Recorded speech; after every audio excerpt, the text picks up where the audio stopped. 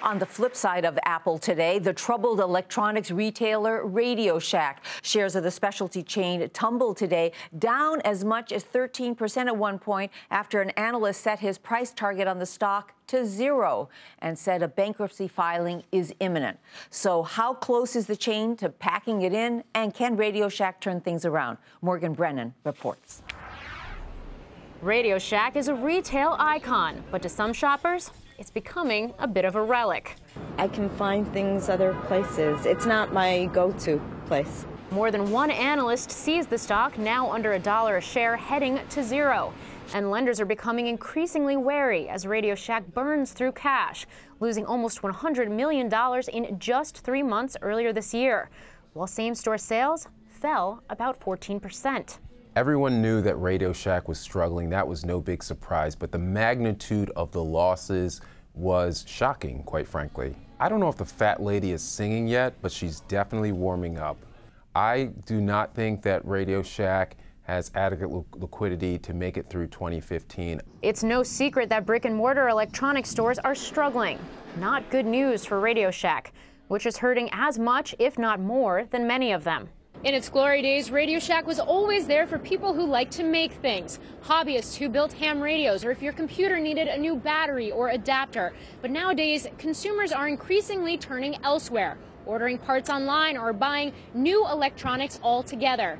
Even a push into mobile phone accessories, part of RadioShack's attempt at a turnaround, has not been enough to stave off the dramatic sales slump. They used to have this convenience advantage. There was a RadioShack, within a 5-minute drive with a vast majority of the U.S. population. But now they've got so much more competition, and nothing's more convenient than the internet. RadioShack has also been trying to move past an image that screamed 1980s.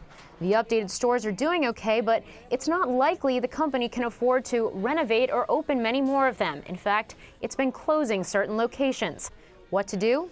At least one shopper has a couple of ideas. I think that RadioShack could expand in terms of its services and showing people how to use their devices more intelligently.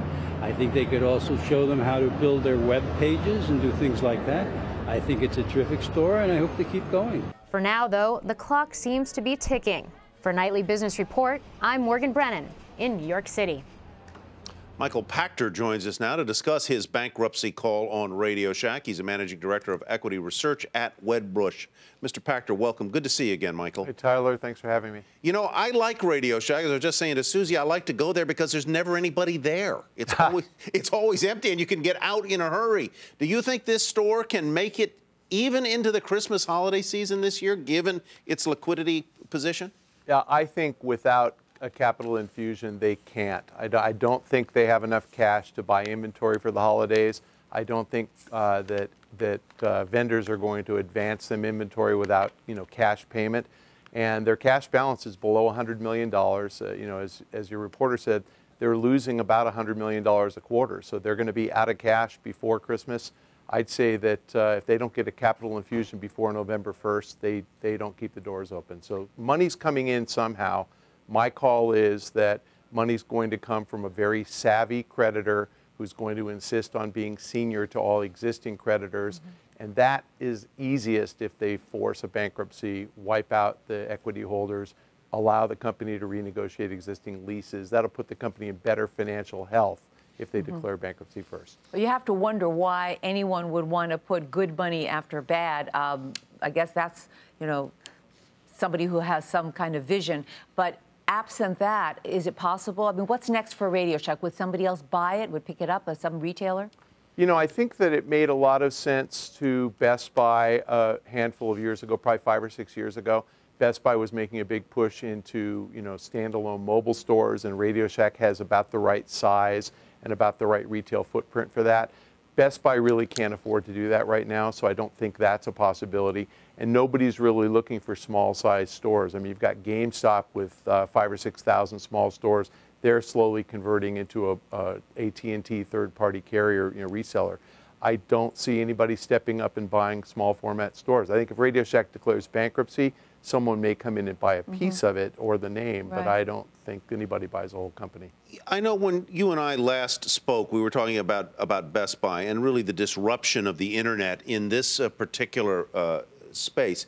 I don't know how many stores Radio Shack has now, but what might be ideal for them in terms of a share store count if, in fact, somebody comes in and does take them on and try and operate them? They probably would thrive with about half as many stores, so 2,000 to 3,000 stores would probably make sense. I think they need to carry a broader array of products. I think they need some capital to bring people back into the store. So their problem is really not what they offer in the store. Their problem is driving traffic there. They don't have the money to market. So even though they're actually doing a great job of reformatting the stores, they just aren't making anybody aware of it. They can't afford to market, Right. So that's killing them. Michael, in just a few words, I mean, what is the Radio Shack lesson here? That you have to be a big, serious player on the internet, be online? Well, I mean, what's the story? The lesson is that convenience is the internet. It's easier to buy things on the internet than it is to get up and go out to a store for a convenience item. And Radio Shack is a convenience store. They're doomed because of that, I think. On that note, we end it. Michael Pachter, thank you very much. Michael with a bold call today from Wedbush.